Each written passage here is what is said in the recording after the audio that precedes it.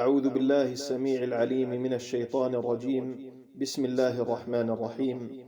إن الحمد لله نحمده ونستعينه ونستغفره ونعوذ بالله من شرور أنفسنا ومن سيئات أعمالنا، إنه من يهده الله فلا مضل له ومن يضلل فلا هادي له، وأشهد أن لا إله إلا الله وحده لا شريك له، وأشهد أن محمدا عبده ورسوله، وصلى الله وسلم على نبينا محمد وعلى آله وصحبه وسلم. وبعد، فما زلنا في أحكام الشتاء ومع كتاب شيخنا الشيخ علي الحلبي رحمه الله تعالى، ومع المبحث الثاني الذي يتناول فيه أحكام الطهارة. وبما أن الشيخ رحمه الله تعالى صنف كتابه هذا على الأبواب الفقهية، فعادة الفقهاء أن يبدأوا كتبهم بأحكام الطهارة، وذلك لما يبنى عليها من أحكام. فقال الشيخ رحمه الله تعالى: الطهارة. والمبحث الثاني الطهارة وفيه أبحاث. أولا، ماء المطر. قال الله تعالى: وأنزلنا من السماء ماء طهورا. قال الإمام البغوي في معالم التنزيل: وهو الطاهر في نفسه المطهر لغيره. يريد الشيخ رحمه الله تعالى أن يذكر في هذه المسألة حكم ماء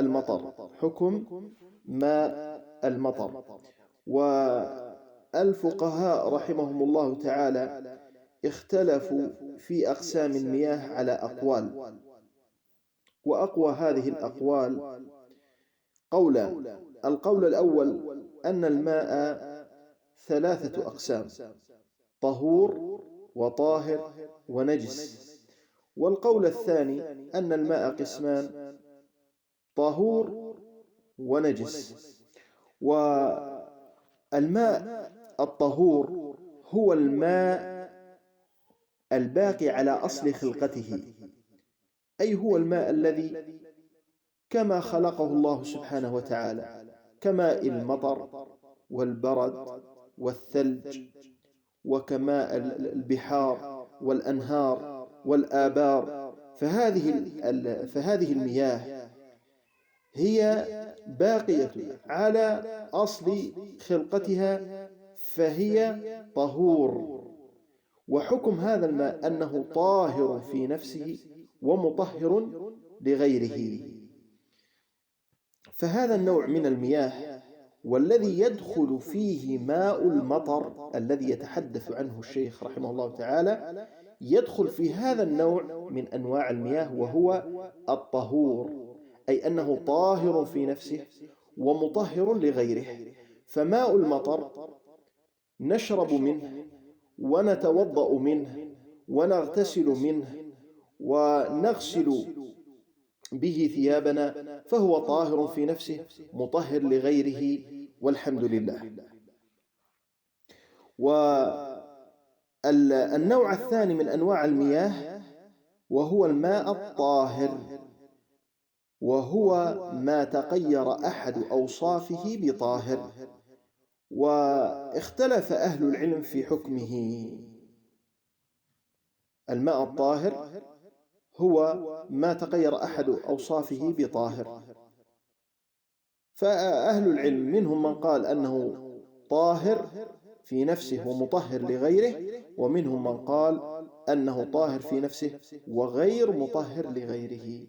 والصحيح أنه طاهر في نفسه ومطهر لغيره، والله أعلم، إلا إذا زيد في الماء الطاهر، إلا إذا زيد فيه نوع آخر من الطاهرات حتى خرج عن ماهيته وعن أصله، فهنا لا يصبح ماء، هنا لا يدخل في أقسام المياه أصلا، ولا يصح التطهر به قولا واحدا.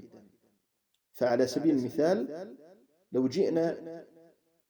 لو جئنا بلتر ماء وأضفنا إليه شيء قليل من السكر فما في بأس. صحيح أن طعمه تغير، لكن تغير بطاهر نتوضأ به، فهو طاهر في نفسه ومطهر لغيره.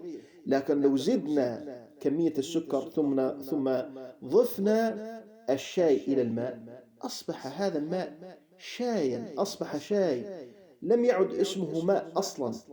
فلا يمكن ولا يجوز شرعا أن نستخدم الشاي في وضوئنا وفي طهارتنا، ولا نقول أن هذا ماء، بل أصبح شيئا آخر، تحول الماء إلى شيء آخر. عندها لا يمكن أن نقول هذا الماء صالح للتطهر به، أو أنه خرج عن ماهية الماء أصلا. والصحيح من قول أهل العلم والله أعلم في تقسيم المياه أن الماء قسمان: طهور ونجس. وخلاصة الأمر أن ماء المطر يقع في القسم الأول، وهو الماء الطهور، طاهر في نفسه ومطهر لغيره.